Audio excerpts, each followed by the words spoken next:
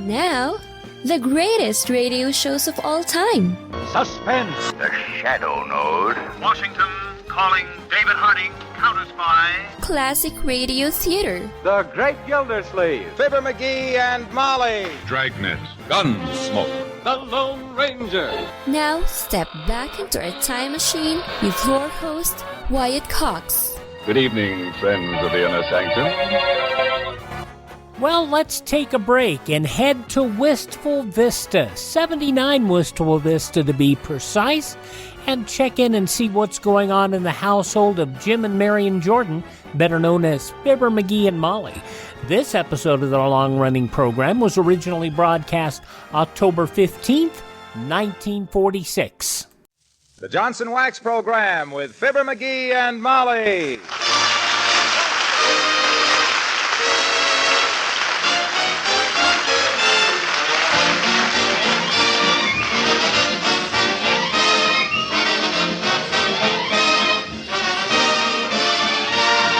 The makers of Johnson's Wax Products for Home and Industry present Fibber McGee and Molly with Bill Thompson, Gail Gordon, Arthur Q. Bryan, Bea Benaderet, and me, Harlow Wilcox. The script is by Don Quinn and Phil Leslie. Music by the King's Men and Billy Mills Orchestra. When a young man carries his bride across the threshold, it's for very sound reasons. It gives the poor lad an idea of the load he's going to carry.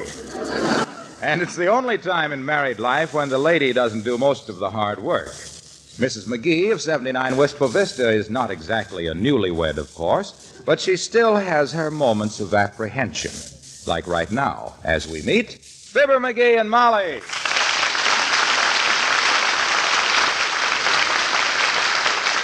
McGee? Huh? Am I just having a bad dream, or is that your old high school chemistry set you got there? That's exactly what it is, Tootsie. This was the very microscope I used when I discovered perfradrohydrobenzoquadrilene. Come again? What on earth was that, dearie? It petrifies mothballs.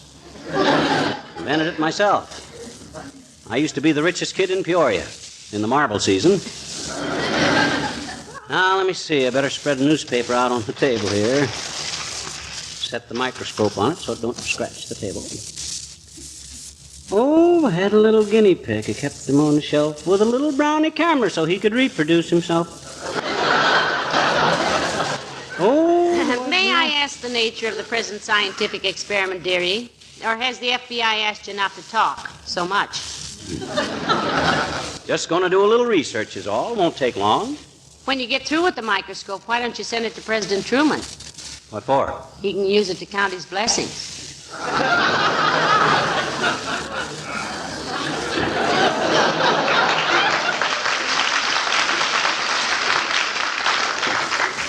This one ain't powerful enough. Now, let me see. Where's my eyedropper? Oh, yeah. Now then, 1 cubic centimeter of H2O. You know what H2O is? Certainly. Water. You know why they call it H2O? Well, Natch, it's hydrogen, 2 parts oxygen. Don't you believe it. It was really called H2O because it was discovered by a fellow named Haggerty who was 2 years old. Now, let's see here. A couple of adjustments here on the fragricite. Get the... Oh, I had a little parrot, and he made some little sense. They put him on the air to talk of atom bomb defense. Oh, there was an old man. Well, I'm all set, Molly. This is the moment I've been dreading. What are you all set for? And can I wait till I check on our explosion insurance? No. I ain't going to do anything drastic, kiddo. I'm just going to analyze a drop of our city water. City water's just like country water, except it's prettier in a brook than a gutter. Well, I've been reading an advertisement for this new McTrickle water filter, and it says, quote, whether we realize it or not, the water we drink is filled with tiny living things. And I unquote. Now, if I can only get this dad-ratted microscope focused right. Say, why don't you analyze a drop of alcohol and see if you can find Uncle Dennis? You know, he hasn't written for so long. Wait a minute. I'm getting it. I think I got it. Yipe! Look out, Molly. Stand back. Don't get any closer. They're monsters. What on earth? McGee, your hair is standing right up straight. Get my shotgun, quick. Lock the doors. This water is crawling with animals. What? Big hairy ones, long-legged ones, gleaming teeth, red eyes. By George, I'm not going to drink another drop. Come in. Oh, it's merely trivia, McGee. Come in, Your Honor. Good day, Molly. Hello, McGee. Latrivia, you couldn't have come at a better time for me or a worse time for you. I just took a gander at a drop of city water through a microscope, and you know what? That stuff has got more strange things in it than the Nuremberg jail. Nonsense, McGee. Our city water is analyzed every hour of the day. It tests as pure as any drinking water in the country. Well, you should have seen McGee's expression when he looked through that microscope, Mr. Mayor. He was as horrified as if Westbrook Pegler had joined the CIO.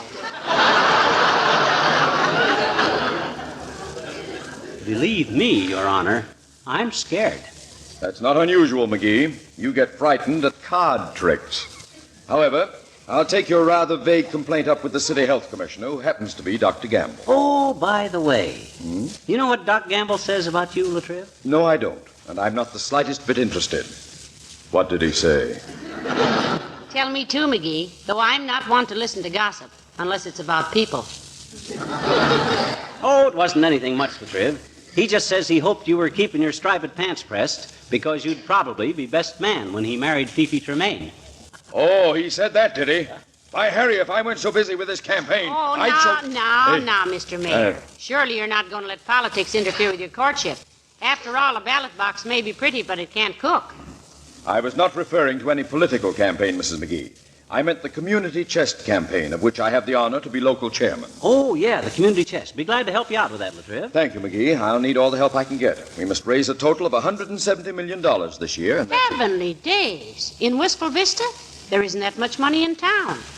Even if you include the $2 himself here got from the dry cleaners when they lost his overcoat. It's $170 million for the whole country, Molly. Oh. Right, Latriv? Quite right, McGee. Right. You see, in most community chest cities, the population has increased about 25%, and the need for red feather service has gone up proportionately. That much? And as I told the committee this morning, the more you throw into the community chest, the farther you can throw out your own. Call on me tomorrow, McGee. I can use you. Swell, Latriv. But look, getting back to you and Doc Gamble and Fifi Tremaine, I don't know how my private life got into this discussion, McGee, but I feel entirely capable of managing my own affairs. Yeah, but I was just For your information, I have been buttoning my own rompers for quite some time now. Good day.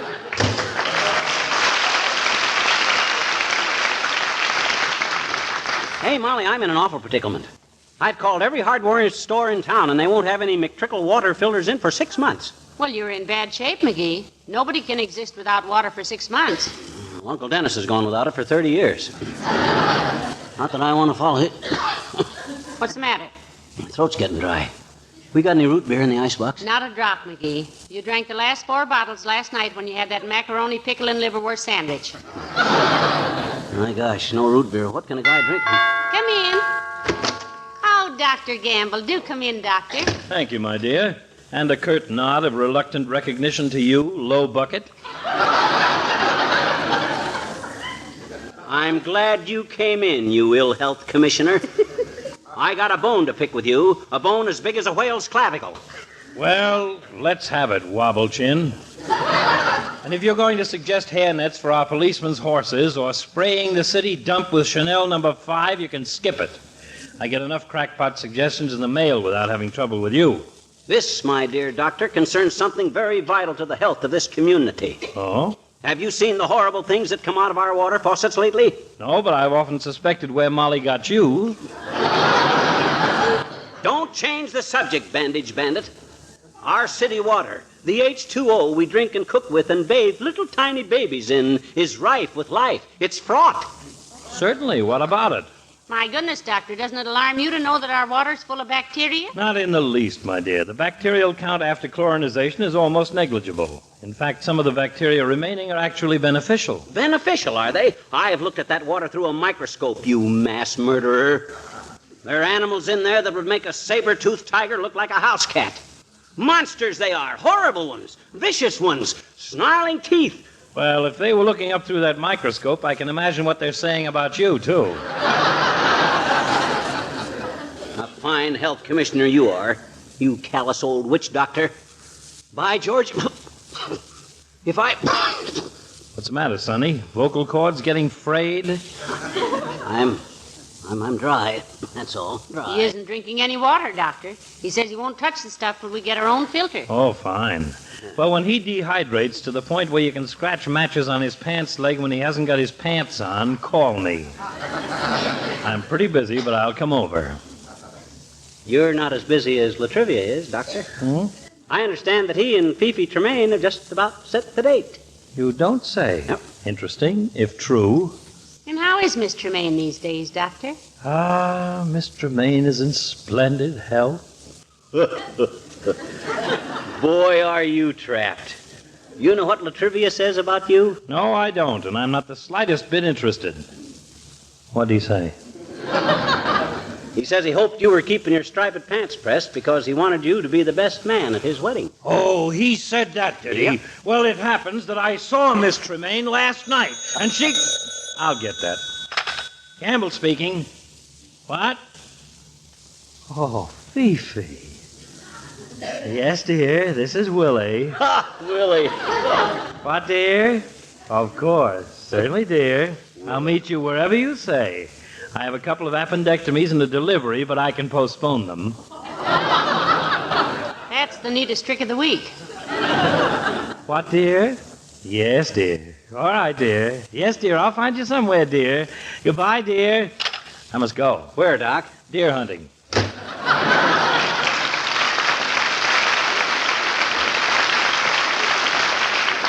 McGee, Huh? you told the mayor that Dr. Gamble said exactly what you told the doctor the mayor said about him now. Is that fair? Anything that'll make them two Romeos get with it is fair. They've been mooning around town like a couple. Like a couple. Have we got any milk? I'm thirsty. I'm sorry, McGee. The milkman hasn't come Hello, yet. Molly. Hi, pal.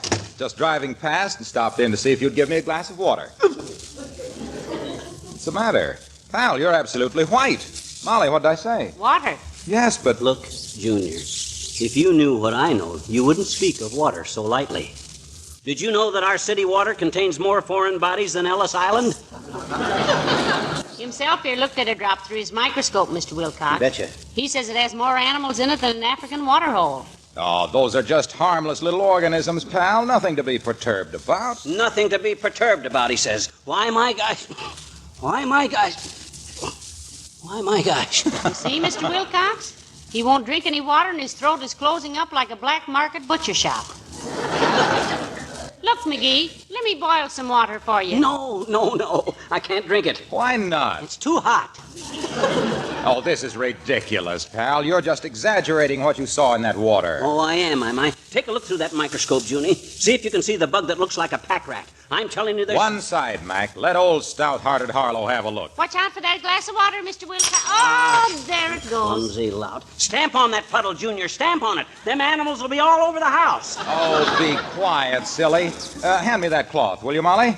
I'm awfully glad this happened. Here, Mr. Wilcox. And why are you so happy about this? Gives me a chance to show you how easily spilled things are wiped off a Johnson wax surface. Yes, but Mr. Wilcox, You see how this water can't soak in? Yeah, It proves how Johnson's wax seals the surface of the wood, guarding it against dust and dampness. Yeah, but... Gee whiz, when you think that just an occasional application of Johnson's wax preserves your woodwork and gives it that beautiful, gleaming finish. Yeah, but what that got to do... Here you are, Molly, all wiped up. All wiped up. They ran away.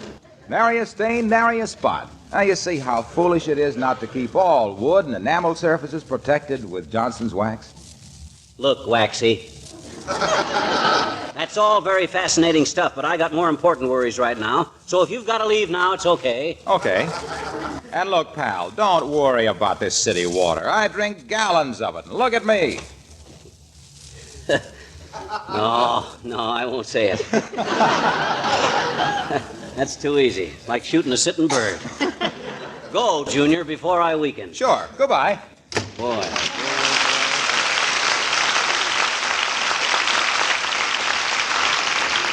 Boy, is he knave. He gave me an opening there you could have flew a flying fortress through. I was going to... We got no milk, huh? No milk, dearie. I'm sorry. I'm drier than Arizona August. Hey, what's that in that little bottle on the desk there? Ink. Ink, eh? You think it'd hurt me if I Oh, took... no. You mustn't even think of it. Heavenly days, you. Come in. It's just me, Mrs. McGee. Elsie from the Wistful Vista Saloon of Beauty. Hi, Elsie. Don't tell me my wife left her compact there again. Well, I'm afraid I did, dearie. Thanks for bringing it back again, Elsie. Oh, that's perfectly okay, dear. I don't mind. I just... oh, look, home movies. That isn't a projector, Elsie. That's a microscope. I've been analyzing our city water. And scaring himself into a 60-day drought while he waits for a water filter. Did you know, Else, that our city water is crawling with wildlife? You could fill a swimming pool with that, and Weissmuller couldn't get 3 feet before he was chewed to pieces. Gee, honest, I'm sorry you told me. I always say when it comes to eating, drinking, and marriage, what a girl don't know is a blessing. Let Elsie take a look through the microscope, McGee. Don't do it, Elsie, don't do it. You've never seen so many horrible faces in your life. Please, Mr. McGee, you're talking to an expert. She is at that, McGee. How'd you ever happen to get into the beauty parlor business, Elsie? Well, it's hereditary, I guess. My old man was a panhandler, too.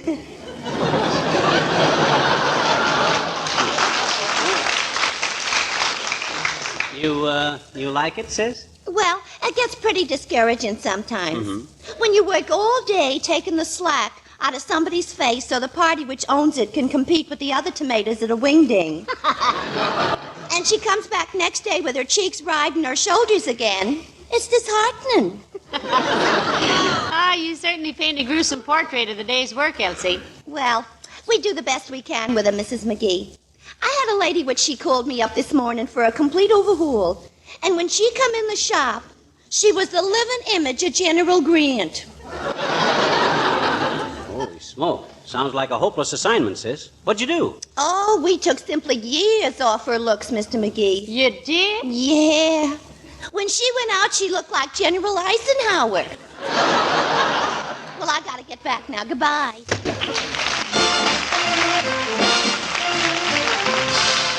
From October 15th, 1946, Fibber, McGee, and Molly on Classic Radio Theater with Wyatt Cox.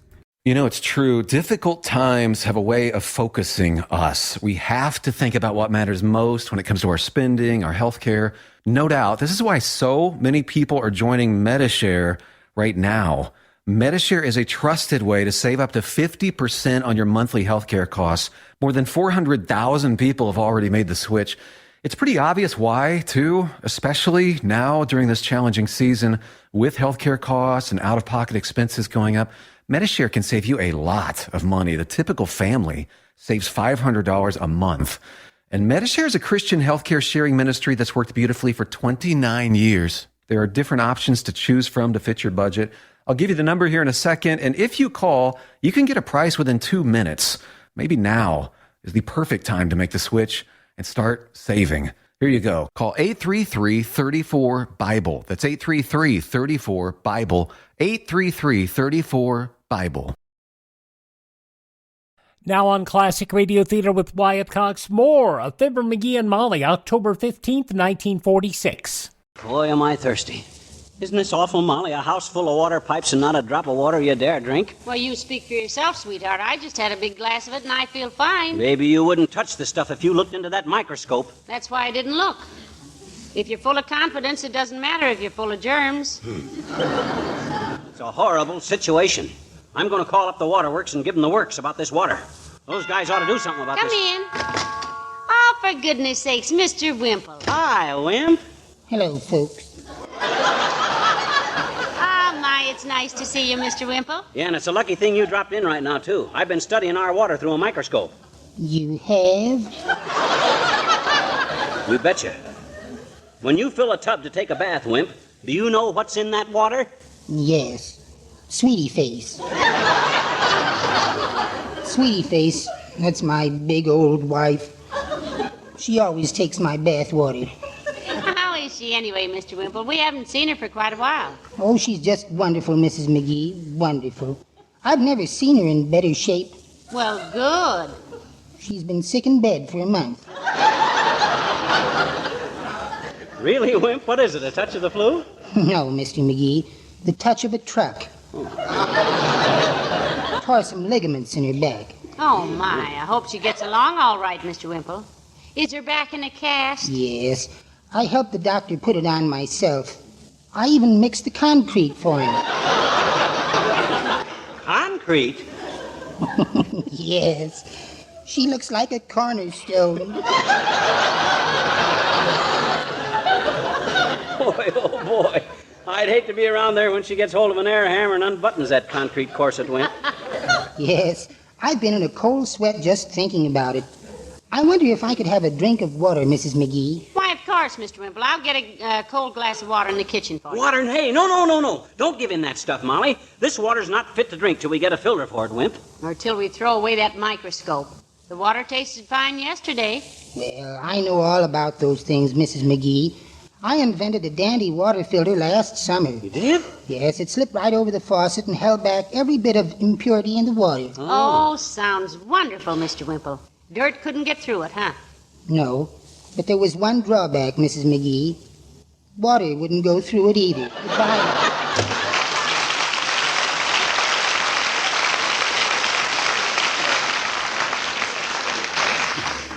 You know, I somehow wish I'd never looked at that microscope. Molly, oh boy, am I thirsty. I'm drier than the congressional record. Look, dearie, I can't stand to see you suffer. I'll go out in the kitchen and see if I can find some fruit juice of some kind. Better sit down and relax now. Okay, kiddo. Ah, there goes a good kid.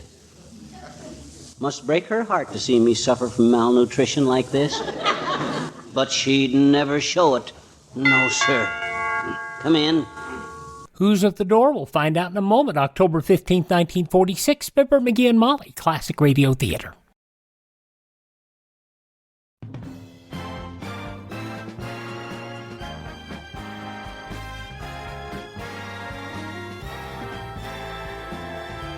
Now on Classic Radio Theater with Wyatt Cox, the conclusion of Fibber, McGee, and Molly, October 15th, 1946. I said, come in. Oh, hi, Teeny. Well, what's on your mind? Hi, mister. You got a cold or something? You got a cold? No, I'm just dry, sis. I quit drinking water. I am now a member of Hydraulics Anonymous. Gee, that... Huh? Skip it. Okay. You mean you don't drink any water, mister? Not any? Not a drop, sis. Very dangerous stuff. I know it, mister. You do, eh? I says you do, eh? Do what? Know it. Know what? That the water is dangerous. I'll say it is, mister. My uncle got hit with a cake of ice this summer and it gave him a conclusion. Concussion, sis. You mean concussion. Conclusion means the end. You seen my uncle lately?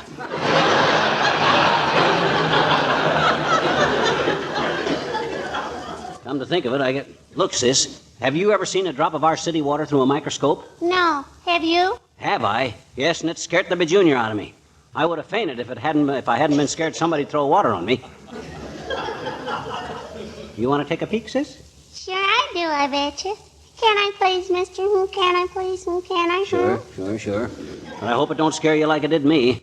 I'm warning you, sis. It looks like Halloween at 40 fathoms. Oh, boy. You'll see monsters that got teeth a foot long, waving tails, ferocious eyes, bills like geese, hair like a wolf. Oh, boy. Let me take a look, Is that the microscope sitting there on the newspaper? That's it, sis. I got it there so it won't scratch this table. Here, now let me lift you up. Now, close one eye and look through this gadget right here. Okay. Yeah. You see him, sis? There's one in there as big as a pack rat, and another one snarling like a timber wolf. Ain't they terrible? No. No, I like them. Huh? I've always liked them. You've always liked germs? Those aren't germs, I bet you. Huh? That's Pluto and Mickey Mouse. What? Sure. You got the microscope crooked and you've been looking at the funny paper. Oh, my God. Hey, Molly!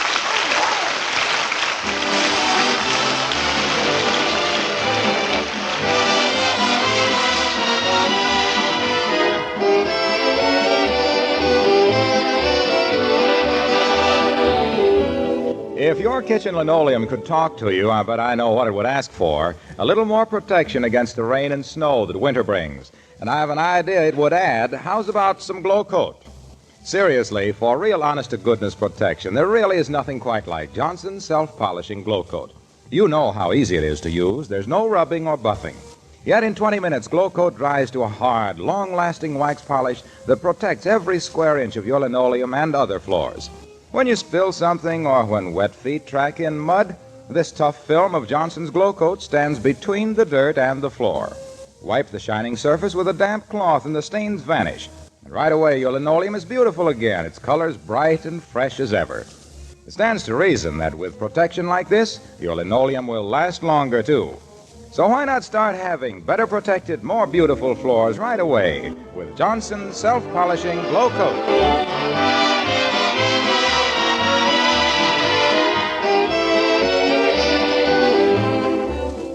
Give me another glass of water, Molly. Thanks. That's wonderful. Yeah. And to think you were looking at magnified pictures of Pluto and Mickey Mouse. Yeah. Isn't that silly? Yeah. Give me another glass of water. Thanks. You should have realized it when you started feeling that way, dearie. What way? Sort of weak in Disney. Ooh, sort of weak. Here, you have a drink of water. Thank you. Good night. Good night, all.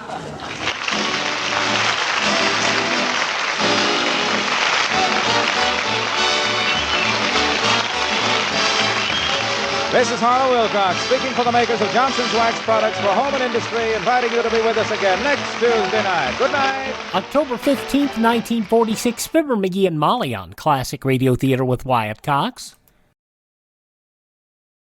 Now on Classic Radio Theater with Wyatt Cox, an episode of the soap opera Claudia. This originally broadcast October 15th, 1948.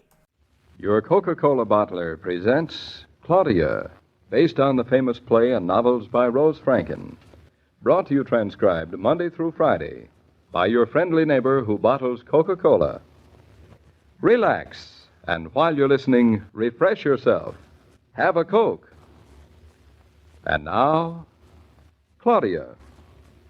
Mama? Yes, Claudia? Where are you? Out here in the kitchen. Why? Oh, I just wondered. Did you want something? No. You going to be long? Bertha and I are making a dessert. What do you want? Nothing. Where are you? What are you doing? How long are you going to be? And then when I come into you, you don't want anything. Oh, the house is so sort of empty. I was just trying to make up my mind whether you were coming back in here or if it was worth the trouble to go out in the kitchen to find you. And it wasn't worth the trouble. Well, you were coming in. The house is sort of empty without David. I suppose it is sort of good training. Training? For what? David's off hunting with Jimmy. Men make such an important business of the things they do with men. I suppose when Bobby grows up, he and David will be off together all the time on men's business. And just what do you include under the heading of men's business? Oh, fishing, hunting. I can hardly call David walking over the fields with one 12-year-old boy and one 22 rifle hunting expedition. He's sweet, isn't he? Jimmy? Yes, he's a sweet boy. I didn't mean Jimmy, I meant David. I forgot you have a single-track mind. Yes, David's very sweet, too. I'm going to have a lot more sons. Because David's sweet? What better reason? He's wonderful with boys. It'd be a great waste if a whole lot of boys didn't have him for a father. I see. You're going to make a career of it for him. It's awful for a child not to have a father, isn't it? It's always a tragedy. It's never easy. Mom, it must have been awful for you with me after Father died. It wasn't awful. It just stopped being wonderful. I wish boys and men didn't feel they had to play with guns. They're dangerous. I think you can set your mind to rest with David. He's quite a competent man, you know, and he has, after all, been through a war. Anything can happen with a gun. Anything. Anything can happen any time. Walking across a street, driving to the station. I learned that lesson with David's accident. If people didn't feel they had to kill things, the world would be a better place to live in. Even little boys can be made callous to suffering and begin to think of guns as a way to settle.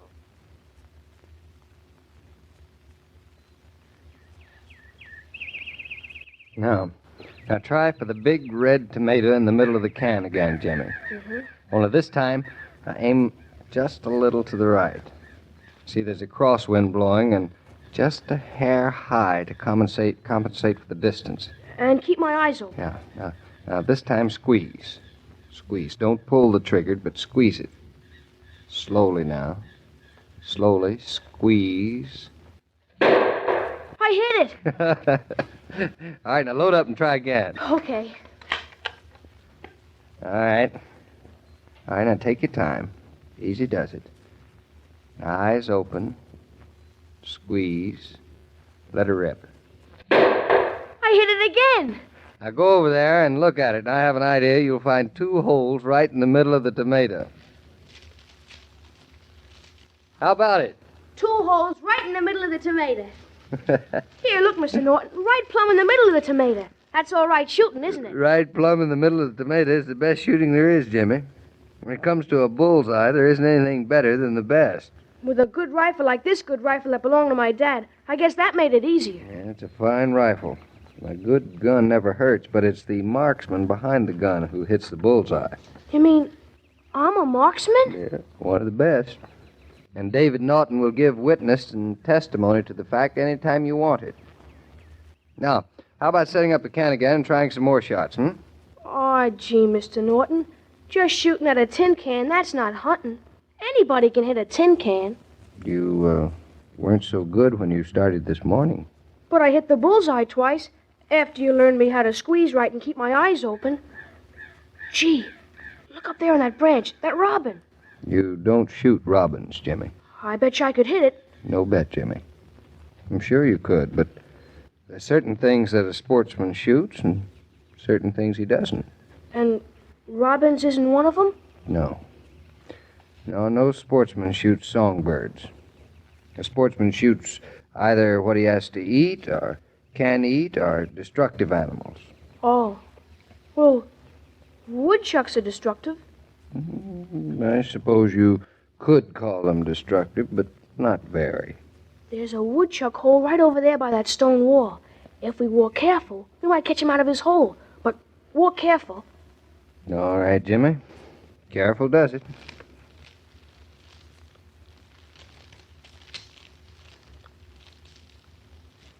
There. Where? Right beside that big stone. He's sitting up. He's just a little fellow. He looks like a baby bear washing his face with his paws. He's dangerous, he is. He looks awfully small to be dangerous, Jimmy. Don't make a noise or we'll lose him. Of course, you might let him grow up a bit more. He's great big now. They don't grow much bigger than he is. Now we'll be right quiet. Eyes open. Squeeze.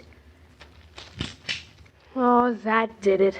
Oh, gee, he flip-flopped right over his back and into his hole. You scared him. Jimmy, I didn't see that branch. It was clumsy of me. I don't know how I could have stepped on that branch. Hunters gotta be like Indians. No noise at all. If we'd been out after a big game, we would have lost it. Well, it was a small woodchuck, and we lost it anyway. How about going back to the tin can and we can get some real shooting in? Oh, I'd be sissy to shoot at a tin can. Hey, there's another woodchuck hole just up the wall a ways. With your knowledge of every woodchuck's address in the county, I don't know if they'll be grateful to me for teaching you how to shoot straight. Now, this time we won't make any noise. Walk careful. All right, I won't make a sound. Look over that way. I don't see anything. Just under that blueberry bush. See its white tail? You can even see its nose wiggling. Yeah, I see it now. It's a little cottontail rabbit. Don't move this time. Rabbits is scary. I won't move. Are you sure you want to shoot it? Eyes open. Squeeze slow. Did I hit it? Don't you know? I closed my eyes. I'm afraid, Jimmy, that you not only closed your eyes, but you jerked the trigger. Did I? Mm-hmm. Oh, well, it wasn't a very big rabbit. No, he wasn't a very big rabbit, and you did everything all wrong, but I'm afraid you hit him anyway. He fell over behind that tuft of grass. It was sort of an accident. I didn't deserve to hit it. Now, that won't cheer the rabbit up too much. Now, come on, let's go to him. Do we have to? Yes, Jimmy. A sportsman doesn't kill game and leave it in the field. He shoots what he can use and no more, but he uses it. There. There he is. He's moving. He isn't dead. No, he isn't. Jimmy, here's another lesson to learn. Never let living things suffer. And if you ever wound an animal, follow it for 20 miles if you have to, so that you won't be guilty of letting it die a lingering death and torment. Now, you better finish what you began, Jimmy. Maybe it isn't hurt bad. Maybe he won't... You look at him, Mr. Norton. We'll both look at him, Jimmy. That's another lesson. A real man never starts anything he doesn't finish. He's such a little rabbit. He was big enough when you aimed at him. Now, look here a second, Jimmy. Now, you didn't hit this rabbit. Now, that's an old wound. Somebody else shot it. It's been hit by a shotgun pellet here in the leg. Gee, that's good. Is it good? You tried to shoot it, I didn't really try. but I closed my eyes and jerked the trigger, why? so you wouldn't think me sissy. Oh, anyway, who wants to shoot a rabbit like this here little one? Mm-hmm. Say, Mr. Norton, what do you think of hunters who shoot a rabbit and go off without finding and seeing if it's hurt or something? You know what I think, Jimmy? I think you've got the makings of a real sportsman in you. I think you're a boy your dad would have approved of. Will it die, do you think? It's not badly hurt, might pull through. You could doctor it up maybe, and I could nurse it, and it'd be all right again, and I could keep it for a pet. Yes, might live. Look, Jimmy, if you keep a rabbit for a pet, it's going to spoil any fun you'll ever have hunting rabbits. Oh, who wants to shoot rabbits? Oh, I'll carry him, Mr. Norton. I'll nuzzle him inside my shirt. If you'll carry the rifle. Hunting we will go. Hunting we will go. Mama! Yoo-hoo, Mama! Hey, Mama, the mighty hunters have returned. Where? They just crossed the lawn to the door. David was carrying the rifle and Jimmy was carrying something. It's natural for men to kill things, so just pretend you don't object. You think I could eat anything that was... Hey! Oh, hello, darling. Hi. Hello, Mama. Hi, Mrs. Norton. Well, the hunters have returned. Welcome home. There's a pot waiting on the stove. What do we eat? Venison, wild boar, caribou steak. No, as I live, rabbit. Rabbit stew. Claudia, where did you put that bottle of iodine? Did one of you hurt yourself? The iodine's here in the hall cupboard. I'll get it. No casualties, nothing to worry about. We brought home a rabbit. It moved. It's alive. Somebody shot it. Here's the iodine, some bandage and gauze. Who's hurt? The rabbit, Mama. Look, Jimmy, take this first aid material and the rabbit, and you'll find Fritz out in the barn. He's very good at fixing up animals. Gee, thanks, Mr. Norton. And thanks, Mrs. Norton. Mr. Norton learned me a lot about hunting. He's a real sportsman. He's a very remarkable man, Jimmy. Very remarkable. You go off hunting, you bring back a wounded rabbit. Wouldn't it have been simpler not to shoot the rabbit in the first place? It was such a small rabbit. Well, it's a long story. I'll tell you all about it when I get cleaned up. I have a sneaking suspicion that there's more to this than meets the eye. It is the wisdom of women, Claudia, to let a man tell his hunting and fishing stories in his own time and his own way. Just pray that he doesn't tell them too often. Waiting for parcels, waiting for service, any kind of waiting is irksome, even though you have time to spare. That's why so many department stores and beauty shops have installed Coca-Cola coolers. If there's a cooler handy, you can drop a nickel in the slot, get ice-cold Coke, and wait refreshed. Say, Mr. King, mind if I interrupt you a second? Oh, not at all, Jimmy. What's on your mind? Oh, nothing special, except... Except that you've decided not to become a hunter, is that it? Yeah, I guess so. I decided that once for myself, too. You did? That's good. That Mr. Norton, he's got a right idea. I'm glad you agree with him. What a swell guy. It must be great to be like him. Always know what you're doing. Oh, I wouldn't say that David always knows what he's doing. Why, Jimmy, there are times when Claudia has him pretty rattled. Really? Well, Monday, for instance. A short episode at a second-hand car lot. Rattles David plenty. But then I don't blame him. It's a pretty rattling experience. Boy, I'll sure be around to find out what that is. Oh, I gotta go home to Ma now. So long, Mr. King. So long, Jimmy. Good hunting. Every day, Monday through Friday, Claudia comes to you transcribed with the best wishes of your friendly neighbor who bottles Coca-Cola. So listen again Monday at the same time. And now this is Joe King saying au revoir. And remember, whoever you are, whatever you do, wherever you may be, when you think of refreshment, think of Coca-Cola. For Coca-Cola makes any pause the pause that refreshes. And ice-cold Coca-Cola is everywhere. The parts of Claudia and David on this program were played by Catherine Bard and Paul Crabtree. And the entire production is supervised and directed by William Brown Maloney. You know, this show is so sweet and gentle and tender that it won't fit anywhere else except in classic radio. Because radio television cannot be nice anymore, and that's sad. October 15th, 1948, Claudia here on Classic Radio Theater with Wyatt Cox. Please thank this station and support their advertisers. It's their kindness and courtesy that allows us to be with you each and every time we roll around here on your favorite station. Now, if you miss a day, you do not have to miss a single show. All of our shows here on Classic Radio Theater, including ones that this local station might preempt because of sports, they're all available at my webpage, classicradio.stream. You can stream our shows. You can learn more about classic radio collecting. You can find links to download our shows. You can contact me, and you can buy me a copy if you want to help us expand our reach. That's at classicradio.stream, classicradio.stream. And please thank this station. It's good that they know they have an audience out there apart from the other things they have, and that's the only way they know that the shows that they have on are reaching a nice audience like you. And please tell all your friends the great radio shows are right here at this spot on the dial. Classic Radio Theater with Wyatt Cox on your favorite radio station.